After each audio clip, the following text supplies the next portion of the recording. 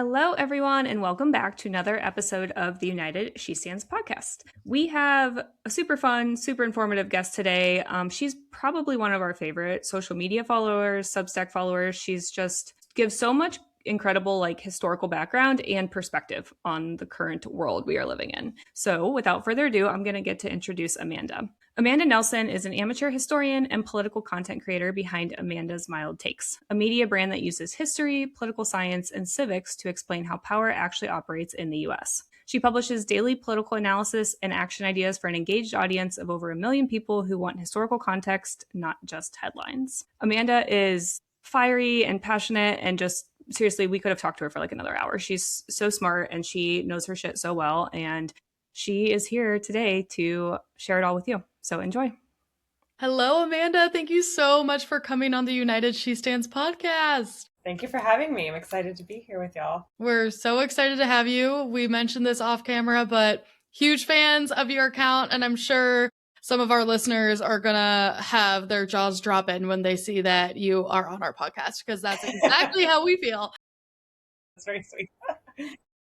But speaking of that account, can you talk us through how Amanda's Mild Takes came to be and what led you to creating and sharing online in general? Sure. Well, I was not doing anything, kind of related to this at all before last year. I had like a personal Instagram account, and I did in 2020, I did something I called the Hope Train for my friends on Instagram, where I would talk about like, Biden's going to win. It'll be okay. And we would go through like, here's how polls work. You'll be fine. And this kind of stuff. And then in 2024, I did something similar for my friends again. Like they were mostly concerned about another January 6th, and that ended up not mattering. And so I had been talking about politics like with my family. I've got a long history of volunteerism and politics and things like that. No professional experience or anything. But then immediately after the election, when Harris lost, everyone that I followed and all these big political content people just freaked the fuck out. Everybody just panicked. It was immediate. We're doomed. We're cooked. We're never having elections again.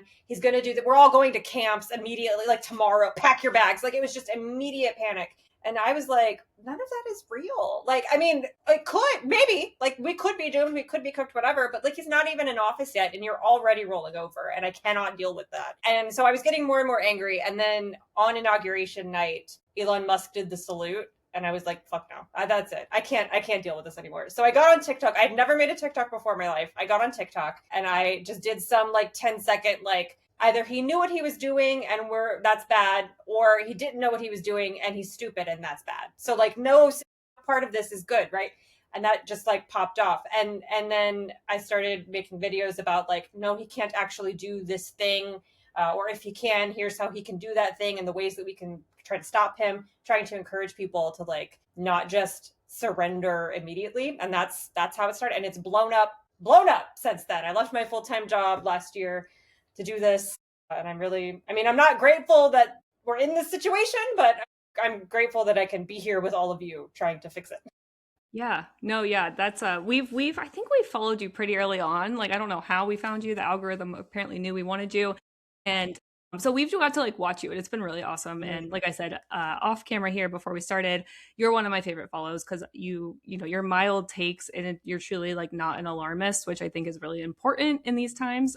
We should know what we really should be caring about and what is really bad when it comes out. And if we're alarmed at everything, we cannot do that. So yes. I know we're going to talk about it, but you also like the hope vibes you give off with like Trump settles and all that stuff. I'm excited to talk about it. So let's start with one of the doomy things that we hear on the internet all the time and that you like to talk about, which is the sentiment that, 26 elections aren't going to happen, or if they happen, they're going to be rigged, or Trump and co will somehow find a way to cancel them, blah, blah, blah, blah, blah. What's your general response to these statements and this sentiment in general? Like, why is it bad? Well, I mean, welcome to the voter suppression party, right? Like we've had issues with voting not being free and fair. I hate this term so much because it's just like, I hear it all day, but we've never had free and fair elections.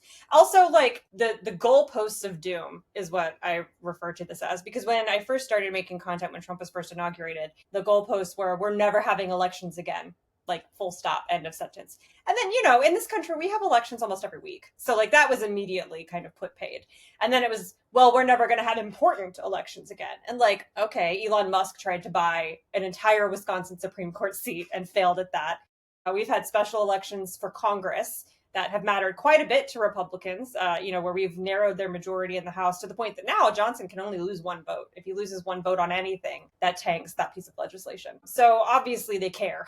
Republicans care about these elections, and they are important. Like the gubernatorial elections that Virginia and New Jersey just had, the mayoral election in New York, all of these mattered to Trump especially. And if he really wanted to try to cancel them, I think he would have done it before now. But even beyond that, the midterms are already happening. Like early voting for a lot of the primaries starts in a few weeks, including in Texas, where Cornyn and Paxton are battling it out. Republicans want the midterms to happen. There are innumerable Republicans leaving Congress to run for other offices. They want to be governor. They want to be senator, and that's happening. Like Trump just had a Mar-a-Lago fundraiser for Byron Donalds, the member of Congress from South Carolina who wants to be governor. Vance is in Ohio raising money for Vivek Ramaswamy, who wants to be governor of Ohio. Republicans want to have elections. They want to win. And, if the midterms don't happen, fucking fine. States run the elections, right? States run federal elections according to the Constitution. So if Trump gets on the White House lawn and declares no elections, like Michael Scott declaring bankruptcy, the blue states will have them, as we always do and are constitutionally permitted to do. And we will send our representatives to Congress, and there just won't be any Republicans. Wah. Like, you know what I'm saying? Awesome. Yeah. So, like, the last time that happened was the Civil War. The Civil War members of Congress from the South in states that were seceding left Congress to form their own nation, and all that remained in Congress, a bunch of progressives. And they gave us the 13th, 14th, 15th Amendments. So if that's how the Republicans want to play it, fine. Don't come to Congress. Because it's not as if midterms are canceled and now these congressional Republicans just get to stay in their seats. Their key cards are going to stop working. Their email addresses in Congress will stop working. Their committee assignments will be vacated. They won't be let in the building.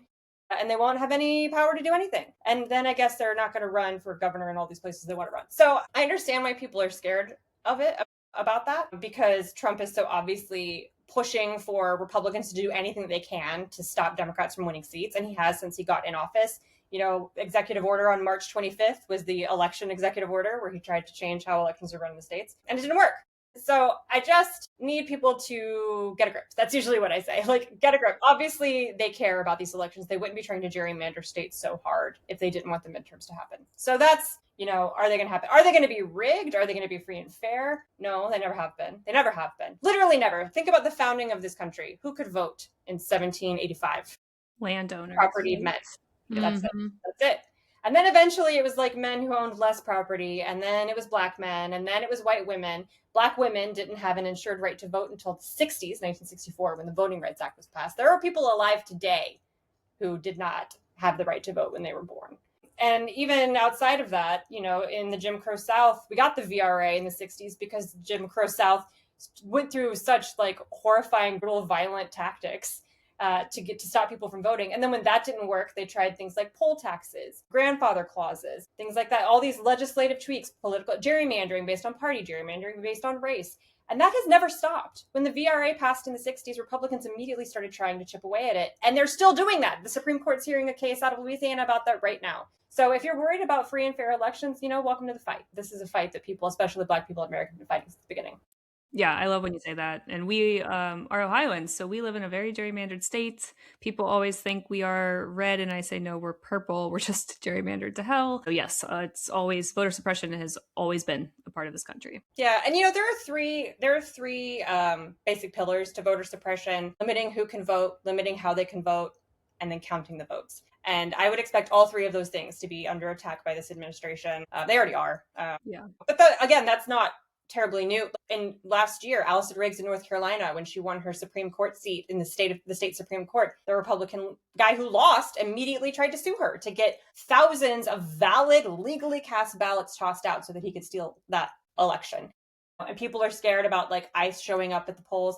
That very well may happen. It happened in California when they tried to pass Prop 50. ICE was at the polls when that happened. And, Prop 50 passed very easily. And again, in North Carolina, we've had elections in 2020. The cops came and tear gassed Black Lives Matters protesters when they were marching to the polls. And those people still made it to the polls and flipped that seat in that district that they were in North Carolina. So, there's only so much suppression you can do if the numbers are big enough to overwhelm it. Yeah, absolutely. And I think you mentioned earlier, but like states run elections. So a lot of that suppression comes from the state, your state houses. So Ohio, for example, I mean, they just changed the mail-in ballot rules here. I mean, they've limited where you can drop off ballots. I mean, they do anything like that on the how you can vote to limit it already. So that's why, folks, it's so important for folks to understand how important your down ballot races are, because those are the people who get to suppress your vote. Like, you got to vote, you have to vote pro-democracy people in there. Yeah, and we have, in Virginia, we have, if you're convicted of a felony, you do not get your voting rights automatically restored. The governor has to personally restore your voting rights one at a time. And yeah, it's rough. And that's a remnant of the Jim Crow South, right? Because Virginia is the South. And so because the police here targeted Black communities specifically, put them in jail specifically so they could not vote. And then, when they got out of prison, we didn't want them to vote after that either. So, but we are working on a constitutional amendment to the state constitution that's working its way through now. It has to pass our state house twice. That's how our constitution gets amended. Has to pass the state house twice, and then goes to a ballot referendum for the citizens to vote on. And when we have a red state house, those sorts of amendments can't pass. But we just flipped, we have a blue state house now. So that amendment is working its way through, and we'll get to vote on it in November. So, do you guys have citizen-led ballot initiatives in your state? Okay. We are that's like the one thing we have going for us here in Ohio. Only thing saving us here, yeah.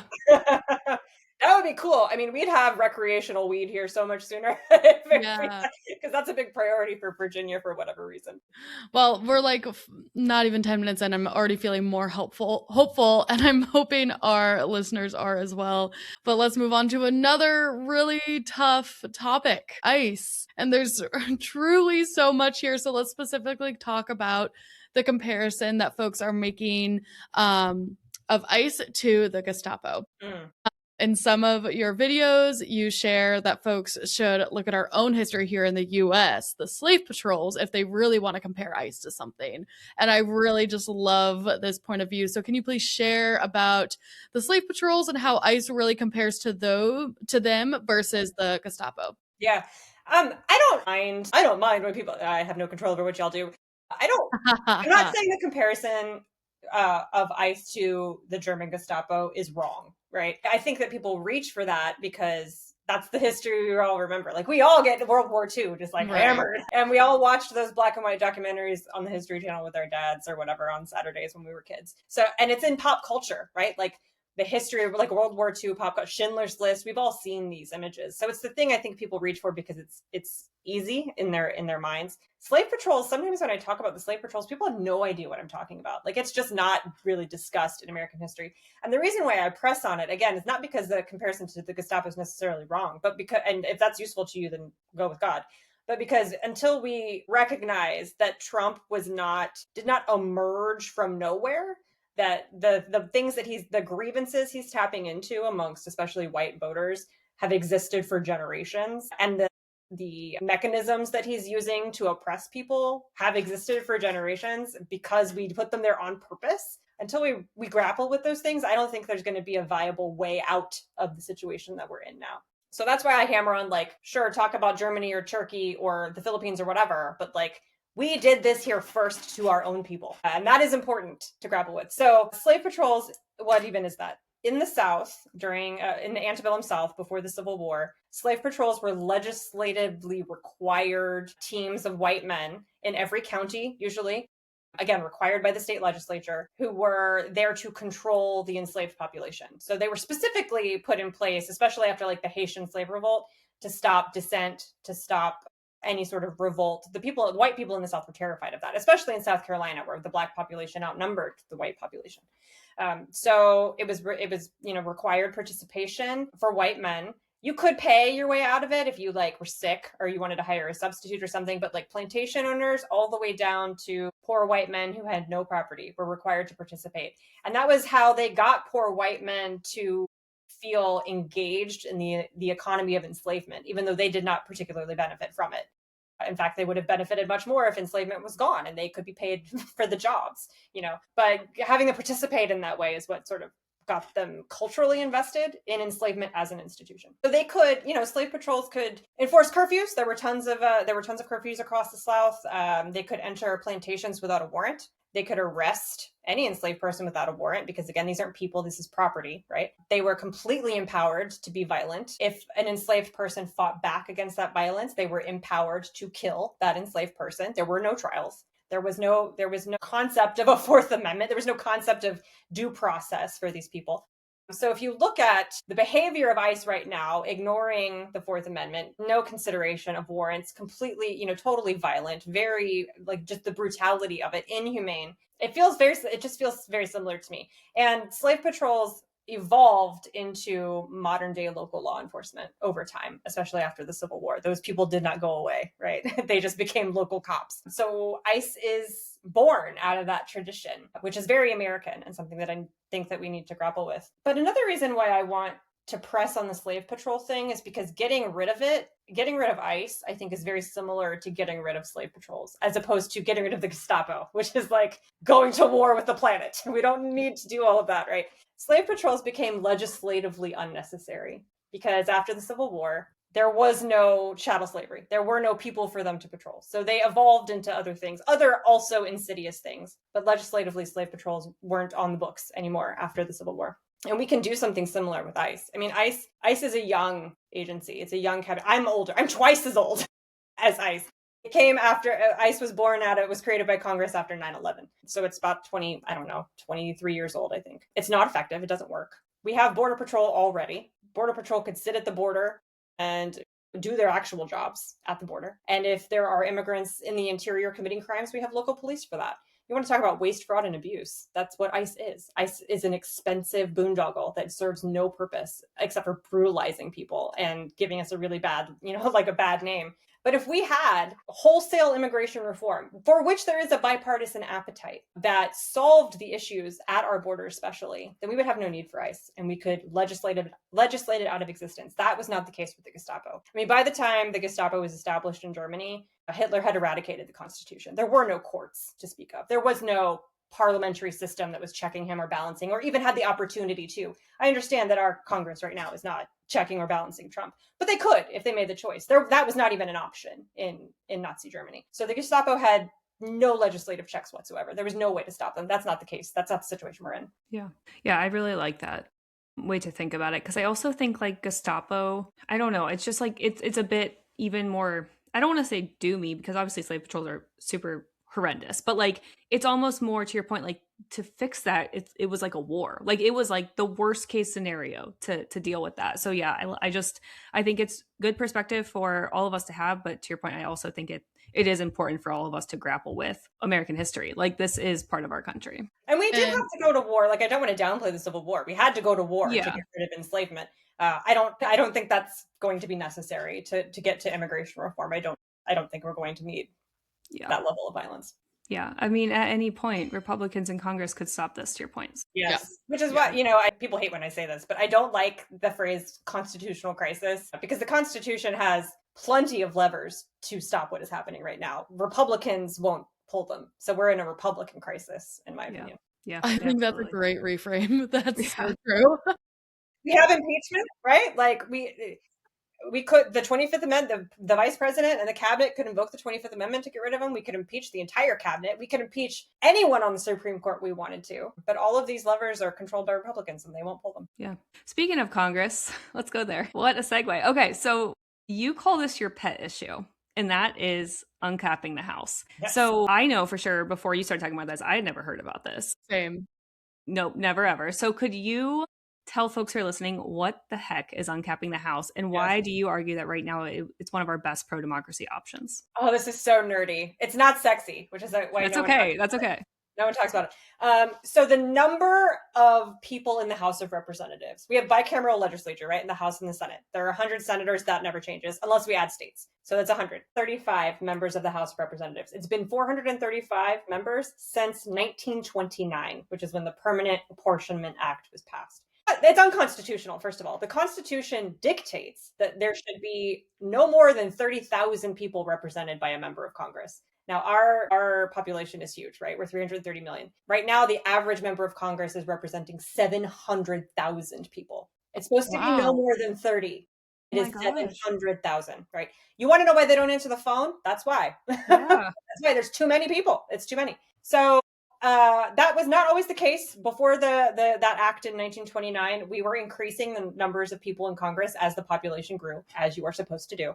But what happens when you do that is that low population states start to lose power in Congress because, that more people move to New York. New York's got more representatives in Congress. New York's going to have more power over what legislation is passed. So the low population states, which were usually rural, started kicking up a fuss. And so they capped it at 435 permanently. There's no such thing as permanent legislation in Congress. Legislation can always be overturned, but it's a permanent cap at 435 people, no matter what the population is. They based it on the 1920 census. In 1920, the population of this country was 100 million people. It has tripled. We have triple the population, but not triple to the representation or even changed it at all. So there are not any number of like mathematical ways you could figure out how many people we should have in Congress. I mean, it's the biggest objection I hear is that like they won't fit in the building. Bitch, we have Zoom. I don't give a shit. Like that's their biggest complaint.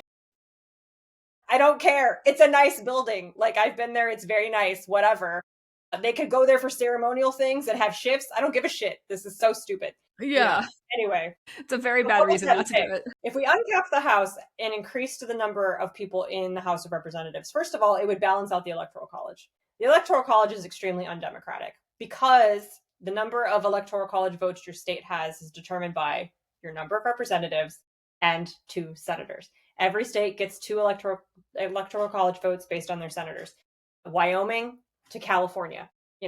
California has a much larger population than Wyoming. The population of Wyoming is like 500,000 people, which is the population of my town in Virginia, in that whole state. So if you let the bigger states have more members of Congress, they would have more electoral college votes. So it would balance out a little bit of the undemocratic nature of the electoral college. Gerrymandering. It would dilute the effects of gerrymandering almost entirely. I mean, if you think about a state like Virginia, we have, I think, 11 members of Congress. Cutting a piece of pie into 11 slices, it's a pretty big pie. Virginia's not a small state. You can make all kinds of wonky shapes that turn out however you want. If you have to cut that pie into 50, you can't really do that. You're making little shapes based on whatever gets it done, right?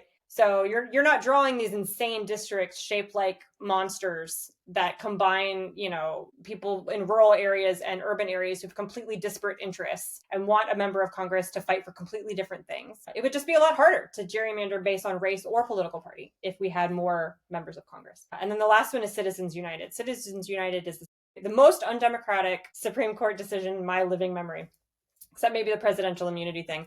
But Citizens United is what made it legal for super PACs to form, for billionaires to form these super PACs so that they could spend unlimited amounts of money on elections. If you have increased the number of representatives in the House by a substantial amount, each seat costs less money because you're not trying to reach out to as many voters, right? If you're trying to reach 30,000 people, you can knock those doors in a couple months as opposed to 700,000. Now you have to have big ad spends on TV, radio, the internet, digital. You're reaching out to influencers, content creators, whatever. It's very expensive. Running for a seat in the House of Representatives costs $1 million minimum, no matter where you are, minimum that you have to raise. If it costs less than that, you don't need big money donors. Elon Musk can fuck off. I don't need your money, Like the power of Citizens United is really diluted if the House of Representatives is simply bigger. Each seat is less powerful also, so the donors themselves are less interested in it. Because you're only representing 30,000 people. So what difference does it make? So in my opinion, that's my spiel. I think that's sexy. Oh my god. That's incredible. All of it. Wait, nobody wants to do it in Congress because they'd be voting themselves out of their own power. Right. Yeah, of course not. But I was also thinking I also think it's sexy because I was thinking about this. It's so much more accessible to people. Like it's truly the people's house, which is what it's supposed to be.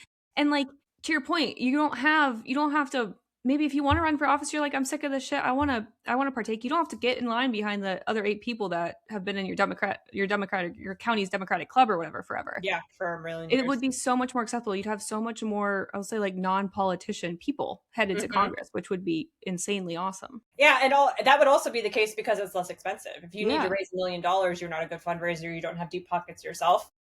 Right. Then it drops a significant barrier. And it makes your members of Congress much more accountable to the voters because it's your neighbors, you know, it's not people in this weirdly drawn district that stretches for God knows how long up and down a highway system or whatever. It's the 30,000 people in your town. Yeah. Honestly, representatives would probably have a higher like job satisfaction because they would better, you know, it would be easier for them to serve their constituents and make them happy. Therefore, they're getting less angry calls all the time. Yeah, and it's less pressure on a specific member of Congress to vote in a way that satisfies the national electorate, which we see all the time. I talk about this a lot. Politics are hyper-local, even in Congress, even though it irritates you. You know, we're all mad at Jared Golden for the way he voted on XYZ thing, but if you aren't in his district, he doesn't give a shit. He's not required to give a shit. But if we had a lot more members of Congress and people felt more accountable to just their own constituents, and they weren't just, you know, a big fish in kind of a small pond. If there was 1,000 of them instead of 400 of them, their one individual vote isn't such a lightning rod. It's not going to draw such wrath from social media or whatever. It's just less stressful for everyone. Yeah, that's so true. All right. We're adopting it. It can be our. Yeah. Good. Wait, I have that gavel. Oh, amazing. Look at that.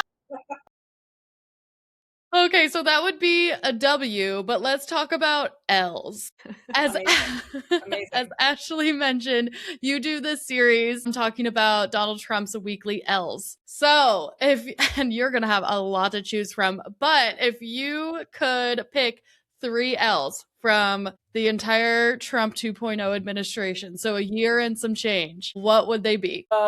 Okay, 3. So I think the first one would be losing in court on the voting executive order. That was, I think, the biggest, other than the birthright citizenship thing, the voting executive order was the biggest, fastest, most immediate overreach. Just blatant unconstitutional bullshit. And that has been blocked permanently in federal court. Not every aspect of it, some of it's still wending its way, but the show your papers part, right? The proof of citizenship part, which we may still get. We may still get in the SAVE Act. And to be honest, fine. I mean, I don't like the SAVE Act. It's Jim Crow voter suppression bullshit. But Congress does have the constitutional right to do that sort of thing. The executive branch does not. The executive branch has no constitutional right to dictate how elections are run. So that being overturned, I think, was amazing. Side note real quick, though. The SAVE Act is going to die in the Senate, right? Unless they kill the filibuster. Oh, yeah. Yeah, good call. Yeah. Schumer well, you know, whatever. I don't fuck with Schumer. But he has said that he has whipped the caucus to be a no on the SAVE Act. So that will die in the Senate. They did try to attach it to the DHS funding continuing resolution today, but that Johnson got it off. So, yeah. So that's sitting in committee in the Senate. And Thune said he's going to bring a vote. And he might, just to shut Trump up, but he doesn't have the votes, so yeah, we'll see. Okay, sorry, not to derail us. Back to the L's. Yeah, so that I think is a big check holding, is losing the executive order on the voting. The other one I would say, second one would be Jimmy Kimmel. Jimmy Kimmel was a huge fuck up. Like that was such an completely bungled from top to bottom. And the Jimmy Kimmel thing was the first example, I think, of people as a what's the word? Like as a chorus, kind of being like, excuse me, no. Mm-hmm. And forcing the administration to back off something. Because the people it wasn't just Democrats, you know, across the country, Democrats, independents, swing voters, Ted Cruz. Republicans. Yeah, Ted Cruz was like, this is not the way. This is no. And then everyone just started fucking canceling their Disney and their Hulu and their whatever Disney Plus stuff. I saw people canceling Disney vacations, and it took about 12 hours before Disney was like, just kidding. He's back. We're so sorry. You know, like just walked it back. And that doesn't mean that Trump or Brendan Carr, who heads up the FCC and comes from the Heritage Foundation, are going to like suddenly stop their assault on the First Amendment. Obviously, that's still continuing. But I think that was such an L because it really gave people a sense of empowerment of like, oh, wait, there are buttons we can push here. We are not completely powerless. We have agency. Our voice matters. So I think that was a big one. That's a lesson that no authoritarian wants people to learn, that they can push. And then I think the third one would be the National Guard. So the National Guard has been resisted. His use of the National Guard has been resisted in a couple of different ways. He's lost in court on using the National Guard against the will of the governors in the states that he's targeted. So we can't do that anymore. And then also there's been such peaceful resistance from the people in those areas, the people in LA or in Chicago, when he tried to like call it the Texas National Guard and send it to Chicago. Like people in Chicago were not having it. There's been such organized, uniform, really, really loud, nonviolent, which matters, resistance to the National Guard coming into these states when the governor has not asked. And it's to the point that like he did this big Truth Social post at the beginning of this week where he was basically like, fine, I'm not coming into your state unless you say please. He literally said, I'm not coming to these Democratic run states unless they say please. He's such It's a such a child. narcissist move to be like, well, I'm not gonna beat the shit out of you until you ask me. Fuck you, My dude. God. No, but that's the only way that he can get around to admitting that he can't do it. Can't Like do it, that's not an option for him. Somebody told him, I guess Stephen Miller was like, no, that's actually not. That's illegal. But those are such the three big levers of an authoritarian: elections, free speech, and using the military on the citizens. He's lost on all of it. Yeah, I love that. So I honestly, a lot of those got lost in the sauce for me, so I'm really glad that you brought those back up. Like that's it's a lot to keep track of. Yeah. No, those are great L's. I want to talk a little bit more about the L series that you do, the weekly. Why do you do it, and like why do you think it's important to just call out all the stuff that Donald Trump constantly loses at? Trump, Vance, the whole administration. A couple of reasons. I started doing it out of annoyance, which is the reason I do most things, despite irritation. I'm an Enneagram 8, Scorpio rising. So I started doing it, I think I did the first one in April or March or April of last year, because at the beginning of the administration, there was, I'm sure you remember, like, was it 100? I lost count of how many executive orders. Yeah. It was just like, it was a dozen a day, just like Yep. boom, boom, boom, boom, boom. And all of that was Project 2025, because, Project 2025 is a plan for the first 100 days of an administration. And since they didn't have a big enough margin in Congress to get any of that through legislatively, he was just signing these executive orders like a fucking factory with an auto pen. Fuck you. And people were getting so overwhelmed with how much he was trying to fuck up that no one was keeping track of what actually happened, And I think that's the important bit. And if you're old like me, I guess, I'm 41, and I've been, the great thing about being an elder millennial is you remember the time before the internet when you had to like wait for something to play out before you had a feeling about it or a thought or like a reaction. And so I felt kind of like I was the only person doing that. Like, yeah, he signed that executive order, but that's not going to hold up in court. Like, it's just not. And then inevitably it didn't. So I sat down one day and was like, I think I've got enough of these just this week to make like a funny video. And I think people will like that. I think people need to see that not everything he tries to do means that like we're just not cooked. We're not. So that's why I started doing it. And the first 3 that I did went so viral that like the Daily Show shared one. I still had a corporate job back then, and I started getting DMs from people that were like, "Is this you on the Daily Show?" And I was like, Oh my god. I guess, I don't know. That's actually kind of one of like the things I'm most scared of. Some of us. Yes, it was. Someone at our corporate jobs is gonna be like, what are you guys saying on the internet? Don't worry about it. Don't look. Yeah. And then eventually it became a thing that I was doing. I do it twice a week, Tuesdays and Fridays, because he fucks up so much that there's too much material. I try to keep them to 3 minutes, because if a video on Reels is longer than 3 minutes, it doesn't get shared out past your own audience. So I try to keep it to 3 minutes. So I had to split it up into 2 a week because he's constantly losing. But there are so many people working so hard to fuck him up. And I think that this idea that like, no one's doing anything, no one's stopping him, we're doomed, we're cooked, whatever, is so disrespectful to the people who in like, the law firms that have been grinding for a year, no sleep, no break, no rest, no nothing to protect us. And the activists and the organizers and the people on the ground, like the people in Minnesota who, like they're literally putting their life on the line to save something so dear to all of us, like our rights, our democracy as we know it. These people are trying so hard to fight for all of us, and for people to just sit on the internet and bitch and be like, well, no one's doing anything. I'm gonna come through this screen. So that's why like I'm very defensive of people who risk a lot, because that's like it's not a joke. We weren't joking. People weren't joking in 2024 when we said if he gets elected we're going to have a problem with an authoritarian. Like that was not a vacant threat or like hyperbole or hysteria. That was a thing I legitimately believed and is actually what is happening. And so people are putting so much on the line.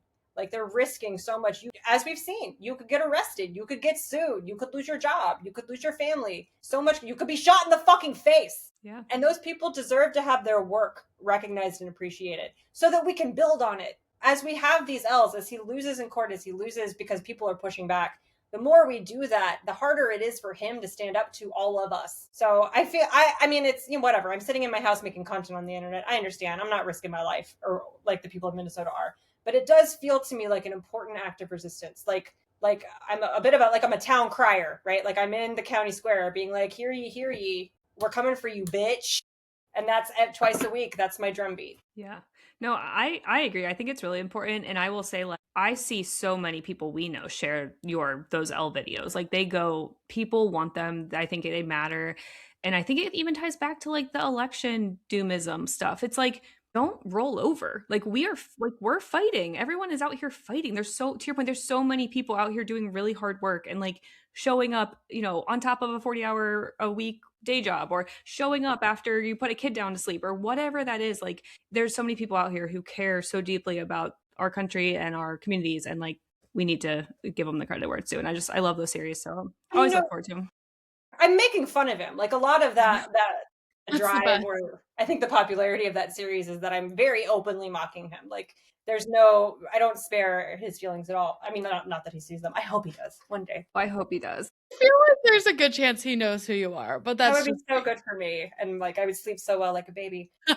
Authoritarians need you to take them seriously. Like they need there to be a level of dignity in what they're doing, because they don't want people to start feeling like, oh, wait, there's weakness in satire. There's weakness in being mockable, right? And resistance movements across the country and across history, including in America, have done that. Benjamin Franklin made so much fun of the King of England during the Revolution. Like it was brutal. He was brutal. But the example that I point to a lot is Serbia with Milosevic. They had student-led street performance organizations, resistance organizations, that just openly mocked him. And this was a man with secret police who would murder you in the street. Like, they were risking a lot of violence and death and imprisonment, torture, all of it to make fun of him. And it worked. Like it worked. Milosevic is gone, and those sorts of giving permission. Mockery is a permission structure. It's hard for some people who have never been involved politically before, which in America is most people, to be like, I'm going to go from 0 to punching a guy in ice in the face. Like that's a lot to ask from someone, right? But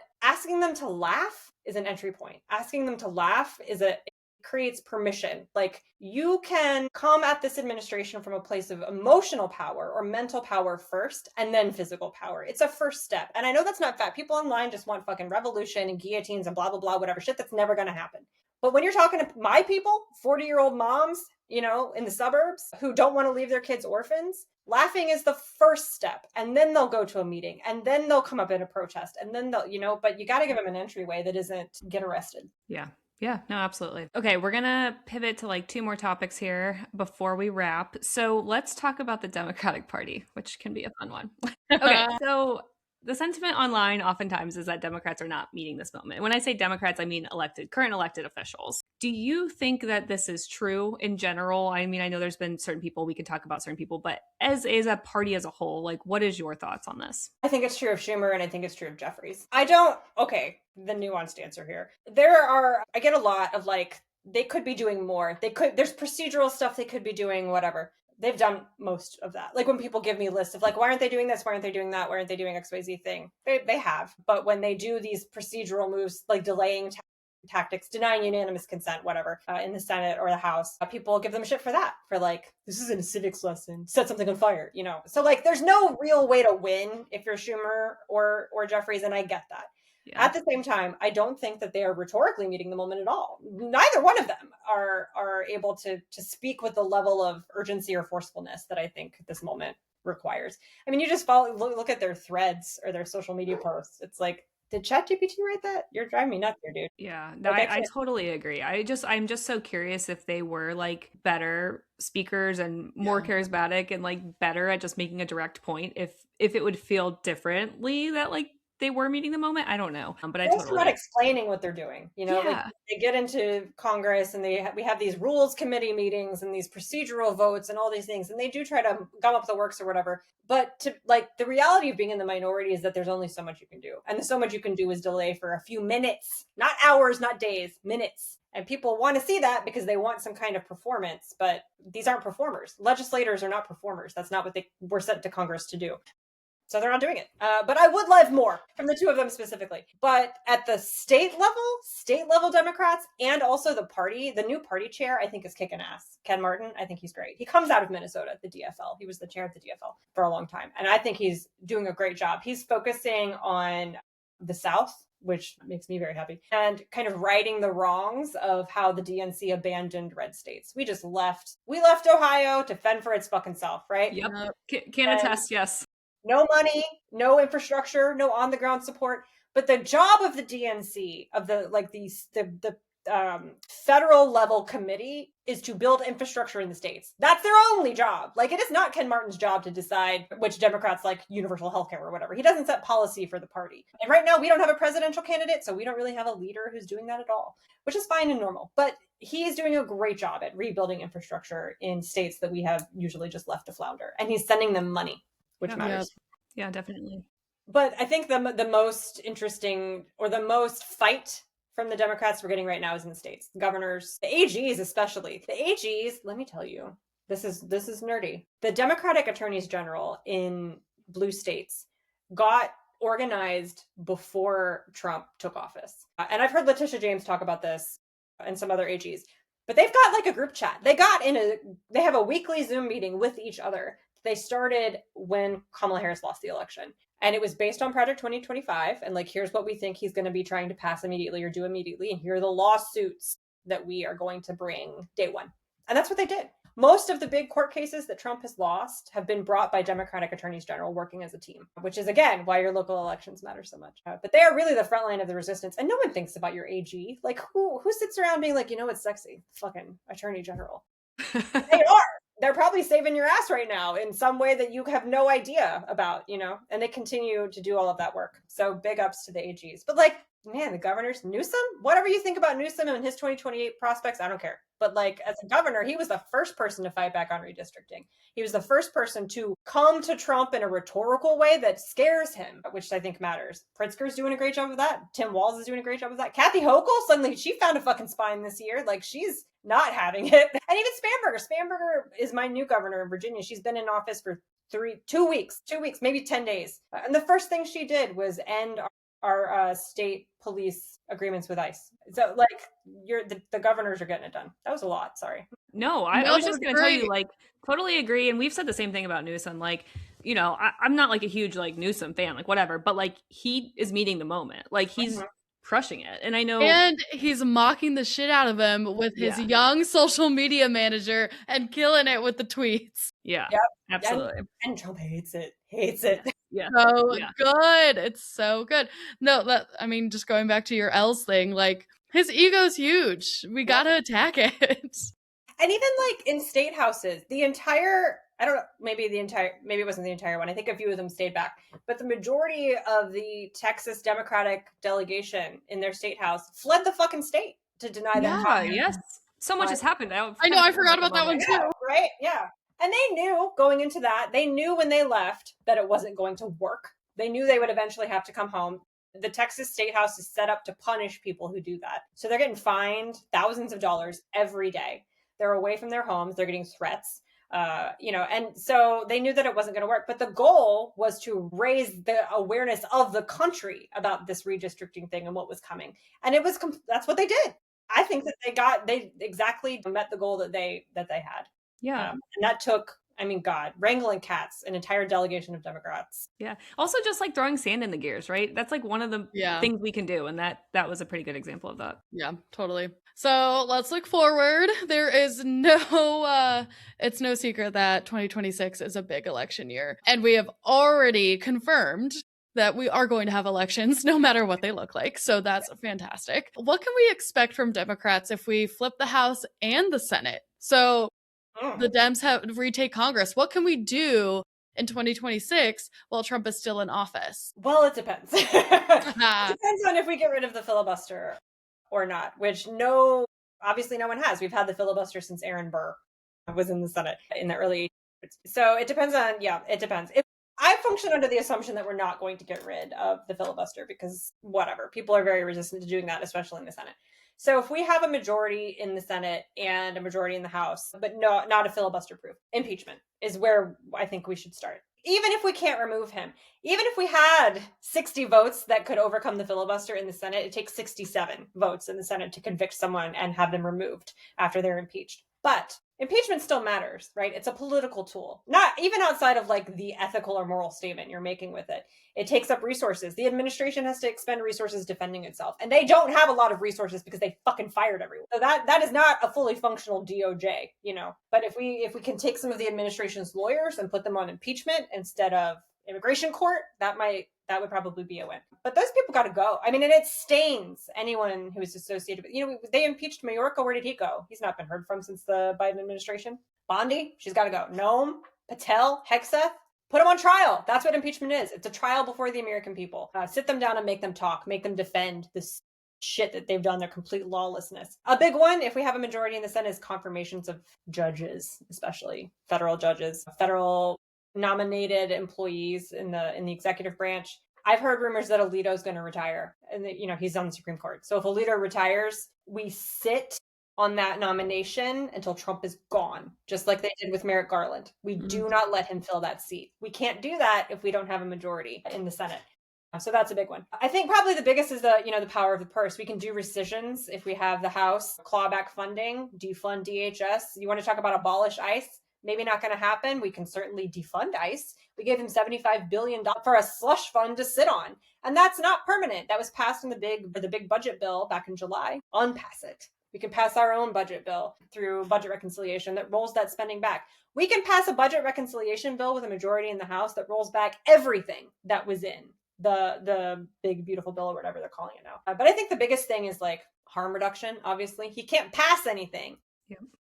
Then he's truly a lame duck. If he has no Congress, then he's back to relying on executive orders, which, as we've seen most of the time, aren't anything. They don't work. But congressional oversight's a big one.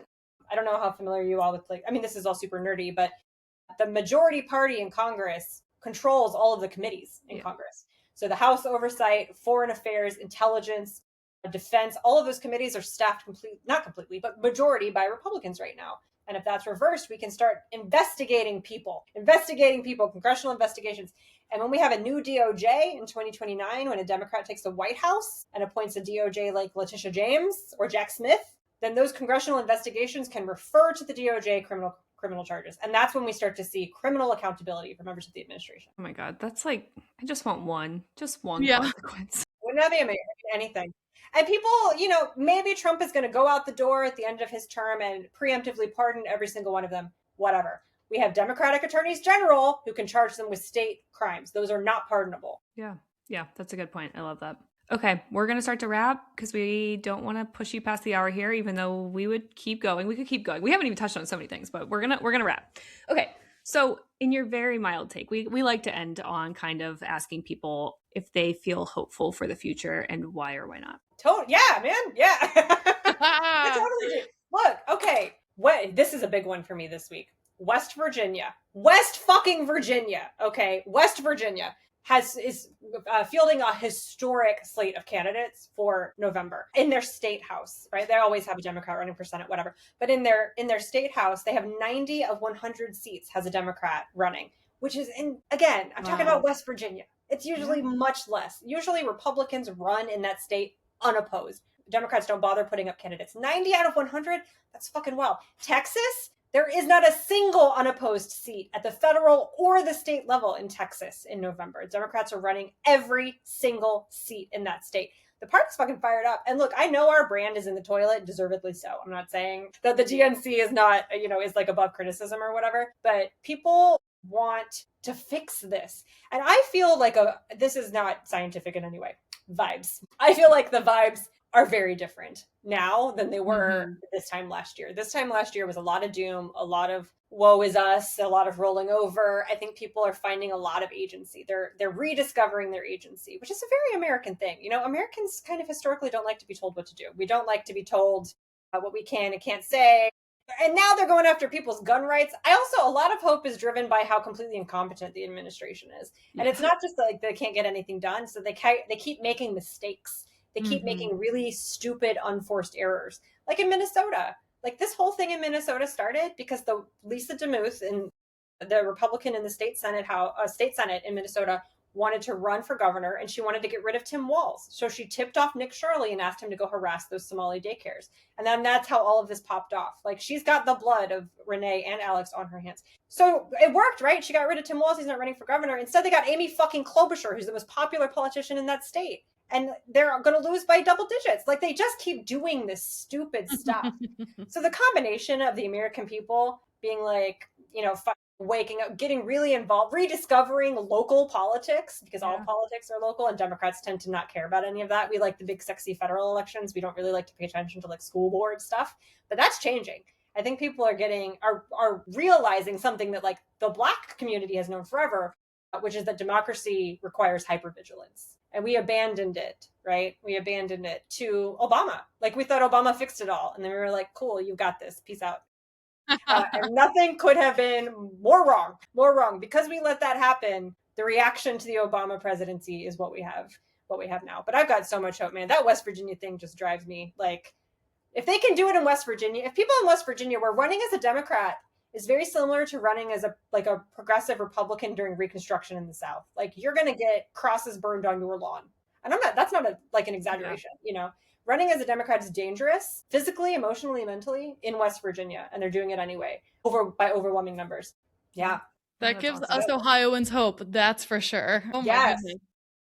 I don't want to say like we're running in every race, but we've been having a lot of candidates on the show and stuff, and like we have a lot of Democrats running, and it gives me hope too. And we flipped like a lot of our places had city council races in 25. My town, which had a mega city council, went blue, fully blue. Like, so yeah, it's like that kind of stuff. Our school board people won. I mean, just across the board, to your point, people are, I would say, more engaged than they've probably ever been in my whole life. Yeah, same.